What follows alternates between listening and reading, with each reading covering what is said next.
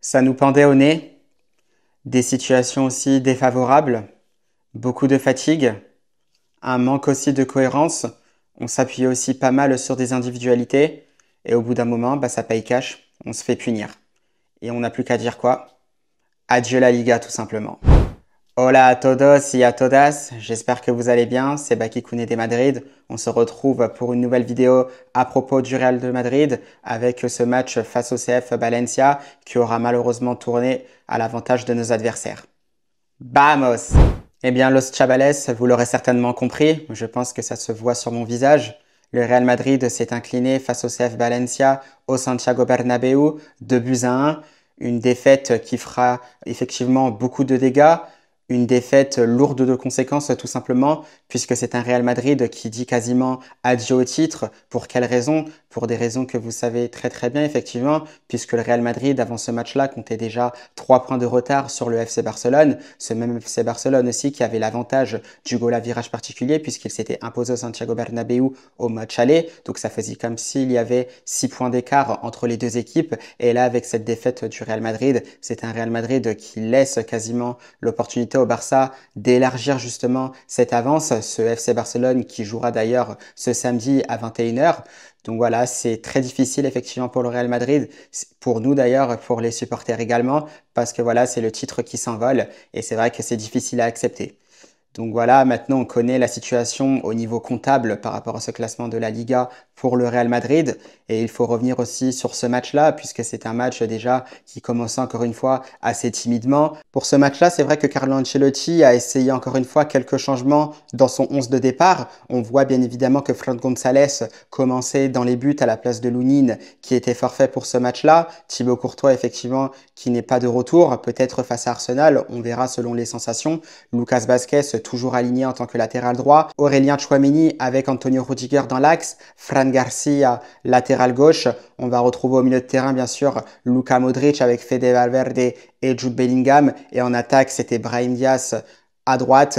Mbappé évidemment dans l'axe et bien sûr Vinicius Junior à gauche. Donc c'était une équipe du Real Madrid qui paraissait assez équilibrée. Bon, il y avait toujours aussi ce problème peut-être au milieu de terrain, notamment au niveau de la créativité.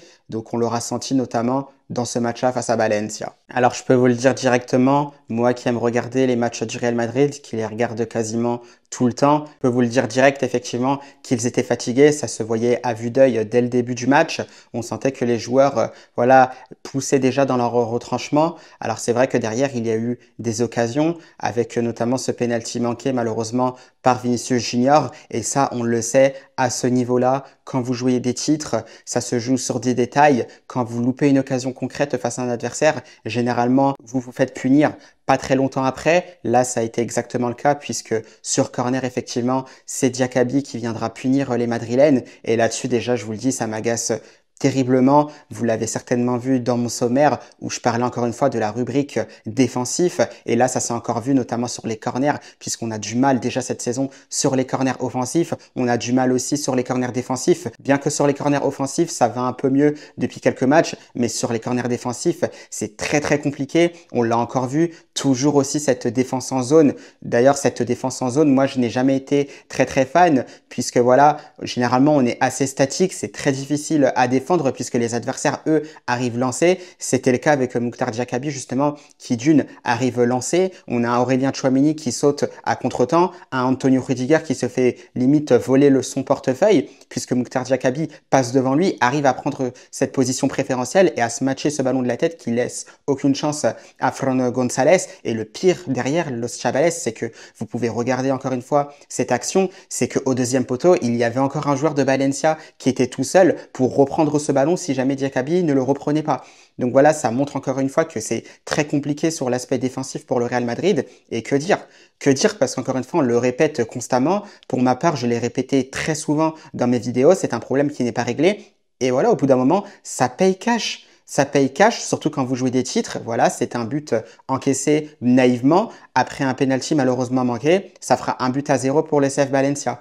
Et d'autant plus que ce qui est le plus frustrant, c'est que Vinicius Junior, alors certes, il rate le penalty, mais il a du mal à se remettre dedans, il a du mal à se remettre dans le match. On sent aussi que ses partenaires n'aident pas forcément aussi à le remettre dedans. Donc c'est très compliqué. Plus de percussion, c'est des gestes approximatifs. Et ça, c'est vrai que c'était assez dommage, assez frustrant, puisqu'on ne reconnaissait pas notre Vinicius Junior.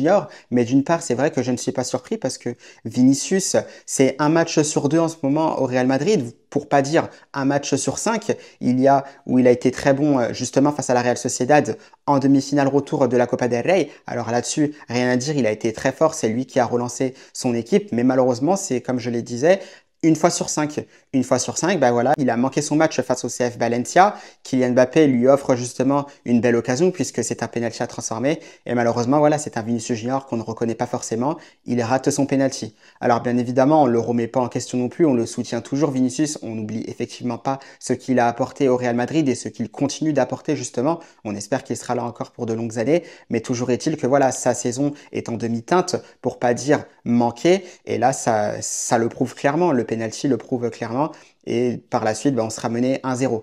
Alors par la suite, c'est vrai que Vinicius Junior répondra très bien puisqu'il arrive justement à reprendre une déviation de Jude Bellingham sur corner. Là, on voit quand même que c'est un grand joueur parce que même s'il est pas bien, même s'il a manqué un penalty, effectivement, voilà, il arrive quand même à pousser ce ballon au fond des filets, relancer le Real Madrid à un but partout. Et là, on essaye de se créer des occasions. Ça reste assez compliqué. On sent que les joueurs sont fatigués. C'est le cas parce qu'on voit même Carlo Ancelotti, ce qui est un fait très rare, fait ses 5 changements, je crois, en 90 minutes. Il faut le souligner d'ailleurs. Donc ça montre aussi que le Real Madrid avait besoin justement de plus de fraîcheur sur le terrain. On l'a vu avec des changements. Malheureusement, ça n'aura pas suffi. On sait effectivement qu'on joue le titre. Donc on sait qu'on est en train de le perdre tout simplement. Voilà, donc on sent que nos joueurs montent un peu tous à l'attaque. On n'a plus Antonio Rudiger. On n'avait plus Aurélien Tchouaméni qui se fait aspirer sur cette action en contre-attaque du CF Valencia.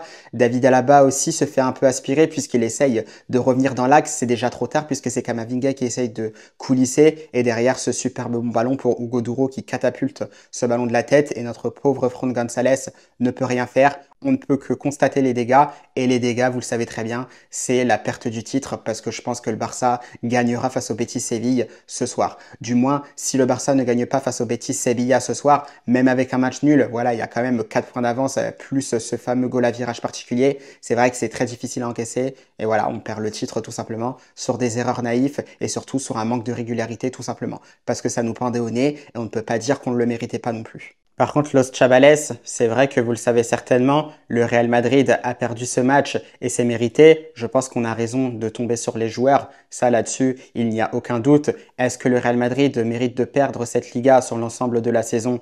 Oui, là-dessus, il n'y a aucun doute, mais il y a des faits de jeu quand même sur ce match face au CF Valencia qui me dérangent fortement. Vous pourrez d'ailleurs me dire ce que vous en pensez, mais il y a tout d'abord ce fait de jeu sur le penalty manqué par Vinicius Junior, donc cette faute sur Kylian Mbappé. La faute, elle existe puisqu'il y a contact entre le dernier défenseur de Valencia et Kylian Mbappé, donc c'est un penalty qui est logiquement sifflé. Mais ce qui me dérange, c'est justement la couleur du carton pour le défenseur de Valence. Pour moi, c'est tout simplement un carton rouge. Parce que déjà, vous êtes le dernier défenseur, vous accrochez Kylian Mbappé, vous le faites tomber dans la surface de réparation, vous êtes en train justement d'annuler une action de but puisque c'est un face-à-face entre Kylian Mbappé et le gardien du CF Valencia. Donc c'est légitime justement que le défenseur de Valencia doit écoper d'un carton rouge. Là, à ce moment-là, pas de carton rouge, il s'en sort uniquement avec un carton jaune. D'ailleurs, on voit, puisque Kylian Mbappé conteste un peu cette décision, puisqu'il a l'air de demander à l'arbitre pourquoi justement le défenseur de Valencia ne prend pas un carton rouge. Donc voilà, ça déjà, c'est la chose qui m'a paru un peu bizarre. Et puis surtout, dans le match, il y a Sadik, donc l'attaquant du CF Valencia, donc il y a un premier Pisotón, donc une semelle sur Fede Valverde en première mi-temps. Alors celle-là, elle est un peu limite parce qu'on voit qu'il met sa jambe avant, c'est plus Fede Valverde qui tape son pied sur la semelle de Sadik. Donc là-dessus, c'est vrai que ça se discute un peu, mais le deuxième Pisotón, Los Chavales, le deuxième dès le début de la seconde période. En plus, on le voit sur les ralentis, Los Chavales, il fait ce Pisotón, donc on voit qu'avec cette semelle, il appuie bien sur la cheville de Valverde, donc il reste au moins plus d'une demi-seconde, ce qui est énorme quand on met une semelle, puisque la cheville à ce moment-là peut tourner, et il s'en sort uniquement avec un carton jaune. Il n'y a pas eu de révision pour savoir si on pouvait changer la couleur du carton, rien du tout. Donc pour moi, c'est vrai que ça me paraissait assez illogique que le CF Valencia s'en sorte avec aucun carton rouge, alors que sur le coup, c'est vrai que ça aurait été mérité. Donc non, ils arrivent à rester à 11 contre 11, et même si c'est vrai que le Real Madrid peut se reprocher cette défaite parce qu'il doit faire cette différence avant, bah voilà, vous leur laissez quand même une chance de s'imposer ou de s'en tirer avec un match nul. Voilà des contestations qui doivent être faites tout simplement parce que c'est vrai que si ça aurait été l'inverse, on aurait tout de suite crié au scandale, on aurait dit oui, bah là c'est le Real Madrid, voilà, protégé par les arbitres et patati et patata. Donc non, là je comprends pas du tout les décisions arbitrales donc sur le penalty sur Kylian Mbappé et effectivement sur les deux pieds sautonnes sur Fede Valverde. Je ne sais pas ce que vous en pensez, mais toujours est-il que vous pourrez répondre là-dessus en commentaire. Donc n'hésitez pas, j'aimerais bien avoir aussi vos avis. Malgré tout, Los Chavales, même s'il faut souligner les aspects négatifs de ce match du Real Madrid face à Valencia, il y a quand même des points positifs avec notamment, on a vu cette performance de Kylian Mbappé. Alors c'est vrai que le match de Kylian Mbappé n'était pas non plus extraordinaire, c'était un match plutôt intéressant je dirais puisqu'il s'est créé les occasions, il aura beaucoup tiré au but et malheureusement pour lui le ballon ne sera pas rentré dans les cages. Donc voilà, c'est un Kylian Mbappé qui a été très disponible, voilà, qui a essayé aussi de combiner avec ses partenaires. Mais c'est vrai que par moments, on l'a senti peut-être trop seul. On voyait surtout en deuxième mi-temps que Jude Bellingham avait un peu élevé son niveau. Mais comme je disais, c'est un Jude Bellingham qui manque aussi de fraîcheur. D'ailleurs, moi, je l'avais dit aussi pourquoi il ne se reposait pas un peu plus. Parce que ça se sentait aussi qu'il atteint justement ses limites. Pour moi, je le sens effectivement dans le rouge, Jude Bellingham, parce qu'on voit effectivement que ses courses sont beaucoup plus difficiles. Donc on se demande ce qui se passe aussi au niveau de la gestion. Mais d'une autre part, bah, peut-être qu'on comprend parce que bah, vous jouez le titre, c'est une course finalement express, la moindre erreur n'est pas permise, donc vous mettez tous vos éléments forts, tous vos cadres, tous vos titulaires, voilà, sur le terrain pour essayer justement de gagner, pour essayer de mettre la pression justement sur le FC Barcelone. Malheureusement, ça passe pas. Et on a senti que nos joueurs n'en pouvaient plus à un moment. Alors surtout à la fin du match, c'est vrai que c'était très compliqué. Même Mbappé ne courait plus forcément. Jude Bellingham, c'était compliqué. Même Fede Valverde qui a essayé une intervention vers la fin, lui aussi avait du mal. C'était très difficile. Les remplaçants aussi qui ont eu du mal à apporter un souffle de fraîcheur justement pour justement rebooster, redynamiser l'élan de cette équipe madrilène. Donc non, vraiment, c'était très difficile sur la fin.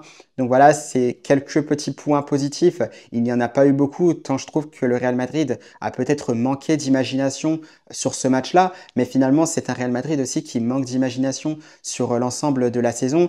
Comme je le disais, on se repose beaucoup trop sur les individualités et au bout d'un moment, c'est sûr que on va se faire prendre. À un moment dans la saison, on va se faire prendre, on va se faire piéger. C'est pas à chaque saison effectivement qu'on peut s'appuyer sur des individualités, sur des exploits individuels ou voir par des moments magiques, par des limites des exploits, des miracles comme le Real Madrid a pu en faire sur ces dernières années. Peut-être que des fois c'est une fois sur deux, une fois sur trois ou des fois ça arrive, ça se répète constamment. Mais là par moment, bah c'est pas le cas.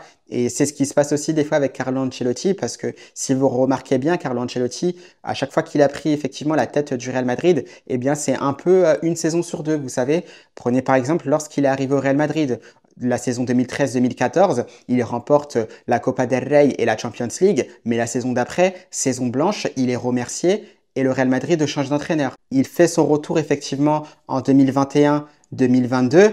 Alors là, c'est une saison qui lui réussit quasiment totalement puisqu'il gagne quasiment tout sauf la Copa del Rey. Et qu'est-ce qui se passe en saison 2022-2023? Eh bien, c'est aucun titre mis à part la Copa del Rey. Et suite à ça, bah, on réenchaîne sur la saison 2023-2024. Et là, c'est un Carlo Ancelotti, encore une fois, qui gagne quasiment tout excepté la Copa del Rey. Et là, qu'est-ce qui est en train de se passer effectivement sur cette saison 2024-2025? Eh bien, pour l'instant, eh ben, c'est juste une Coupe du Monde des clubs avec une super Coupe d'Europe. Et pour l'instant, les gros titres majeurs, on est en train de les perdre. Donc voilà, c'est ce qui se passe un peu avec Carlo Ancelotti. Donc je pense que quelque part, on n'est pas vraiment surpris. Moi, en tant que supporter madrilène qui aime regarder les matchs du Real Madrid, qui aura bien vu défiler les entraîneurs sur les dernières saisons, bah voilà, c'est quelque chose aussi quelque part où je m'y attendais un peu dès le début de la saison. Effectivement, vous, supporters du Real Madrid ou les personnes qui aiment le Real Madrid ou qui s'intéressent pas mal au club espagnol, je pense que c'est quelque chose qui vous surprend peut-être pas beaucoup également. Donc voilà, on constate les dégâts et comme je disais, bah, c'est déjà un titre majeur qui s'envole pour nous, c'est la Liga. Bien évidemment, cuidado, donc attention en espagnol. Effectivement, on n'est pas là pour dire qu'on remet en cause Carlo Ancelotti parce qu'on sait quand même que malgré tout, dans l'ensemble, il fait un superbe travail au Real Madrid. Je pense qu'il a essayé aussi de faire des ajustements. Et effectivement, ce n'est pas que de sa faute. On voit aussi que les joueurs n'étaient pas forcément dedans sur l'ensemble de la saison. Comme je disais, on a perdu un peu Vinicius Junior qui était assez irrégulier, un Rudiger qui n'est pas à son niveau habituel. Et je peux faire le tour aussi pour quasiment la totalité de l'effectif madrilène. Donc non, effectivement, on ne remet pas forcément en cause le cas Ancelotti, mais il faut aussi remettre la faute sur les joueurs parce que pour moi, ce sont eux les premiers responsables sur le terrain. Donc voilà, c'est vrai que c'est un match, une défaite, un fait de jeu, un fait de match, voilà, qui sont un peu difficiles à encaisser. Voilà, je pense qu'il faudra quelques heures pour s'en remettre parce qu'il va y avoir justement ce quart de finale aller de la Champions League qui arrivera face aux Gunners d'Arsenal. On se projettera d'ailleurs sur ce match-là dans une vidéo. Donc ce sera notamment, je pense, dans la journée de dimanche que je la publierai.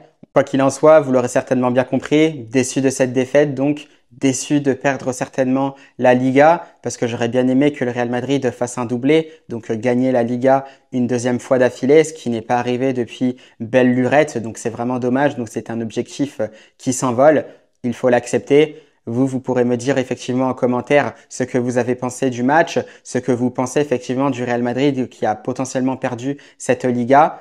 Donc j'attends vos commentaires, n'hésitez pas à commenter, à liker, à partager et surtout à vous abonner.